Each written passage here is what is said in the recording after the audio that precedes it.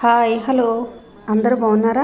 వాడపల్లి వెంకటేశ్వర స్వామి temple చాలా rush అయిపోయింది. పురాతనమైన టెంపుల్ అయినా సరే ఒక 15 years బ్యాక్ వరకు అసలు దీపం పెట్టుకుని ఉండమన్నా సరే ఎవరు ఉండేవారు కాదంట. ఒక ఈవో గారు 7 శనివారాలు 7 ప్రదక్షిణలు అని పెట్టారంట.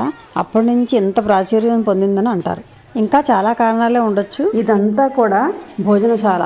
ఈ గుడిలో భోజనాలు స్టార్ట్ చేసిన కొత్తలో గుడి పక్కనే పెద్ద షెడ్ వేశారు. ఆ షెడ్ లో అందరూ నించుని తినేలాగా బఫే పెట్టేవారు. ఆ తర్వాత గుడి కొంచెం డెవలప్ అయ్యి రష్ పెరిగిన తర్వాత ఈ భోజనశాల ఏర్పాటు చేశారు. చూసారా, సిట్టింగ్ కూడా ఉందన్నమాట. దీనికి ముందు వెయిట్ చేయడానికి కూడా పెద్ద షెడ్ వేసి చైర్స్ కూడా వేశారు. కానీ ఇప్పుడు వేలల్లోంచి లక్షల్లోకి వెళ్ళిపోయారు భక్తులు. ప్రతిరోజు కూడా లక్షల్లో వస్తున్నారు. కాబట్టి ఈ హాల్ సరిపోవట్లేదు.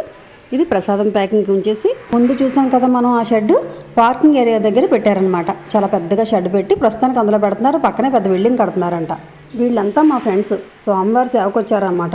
ఇప్పుడు చాలా చాలా రష్ అయిపోయింది. లక్షల్లోకి వెళ్ళిపోయారు జనం. శనివారం ఆదివారం సోమవారం ఏ వారం లేదు, అంత రష్గా ఉంది. కాబట్టి ఇంట్రెస్ట్ ఉండేవాళ్ళు ఎవరైనా సరే సేవకు రావచ్చు. మధ్యాహ్నం వరకు ప్రసాదాలు ప్యాక్ చేశారు. లంచ్ టైం అయ్యేసరికి ఇదిగో భోజనాలు వడ్డిస్తున్నారు అన్నమాట. ఇక్కడ సేవ అనేసరికి అన్ని పనులు చేయాల్సి ఉంటుందండి. అక్కడ అవసరాన్ని బట్టి మనం చేయాలన్నమాట. ఏ టెంపుల్ దగ్గరికి సేవకు వెళ్ళినా సేవ చేసే వాళ్ళకి ముందు సహనం ఉండాలి, తర్వాత ఓపిక ఉండాలి. ఎందుకంటే ఎక్కడెక్కడి నుంచో ఏ ప్రయాసాలు పడి చాలామంది జనం వస్తారు కదా, వాళ్ళందరికీ ఓపికగా సమాధానం చెప్పగలగాలి. ఇప్పుడున్న రోజుల్లో ఆధ్యాత్మికత బాగా పెరిగిందండి. జనాల్లో టెంపుల్కి వెళ్ళాలన్న ఆలోచన బాగా ఎక్కువైంది. మంచి విషయమే కదా. కానీ క్యూ లైన్లు పాటించడం, ప్రసాదాలు తిన్నాక చెత్త కింద పడేయకుండా డస్ట్బిన్లో వేయడం, మనకి నియమించిన చోటే దీపారాధన చేయడం, ఇలాంటి చిన్న చిన్న జాగ్రత్తలు తీసుకున్నాం అనుకోండి, అదే భగవంతుడికి చేసిన మనం పెద్ద సేవ. వేలల్లో లక్షల్లో ఒకే రోజు జనం వచ్చినప్పుడు ఎంతమంది ఎంప్లాయీస్ ఉన్నా, ఎంతమంది సేవ చేసేవాళ్ళు ఉన్నా సరే నీట్గా ఉంచడం, మెయింటైన్ చేయడం చాలా కష్టం. మన ఇంట్లో మన ఇల్లు ఒక్కటి నీట్గా పెట్టుకోవడానికి చాలా శ్రమ పడుతున్నాం కదా. మరి ఇంత పెద్ద ఏరియా, ఇంతమంది జనం ఉన్నప్పుడు నీట్గా ఉండాలంటే మన వంతు మనం పరిసరాలు నీట్గా ఉంచాలి. స్వామివారి ప్రసాదమే అయినా సరే నీట్గా లేకపోతే భోజనం చేయలేం కదా. ఈ గుడి చుట్టుపక్కల అంతా పొలాలే కాబట్టి పండిన పంట చాలా మటుకు ఇక్కడికి వస్తుంది.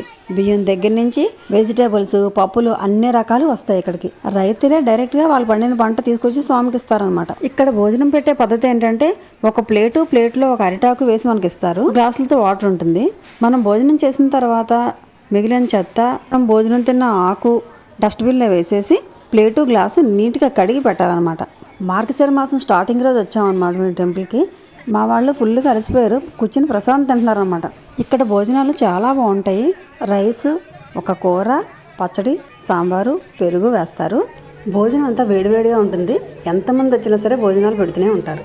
కాబట్టి దూరం నుంచి వచ్చేవాళ్ళు భోజనం విషయంలో ఇబ్బంది పడవలసిన పని లేదు. వైకుంఠ ఏకాదశి ధనుర్మాసం పూజలు చాలా బాగా జరుగుతాయి.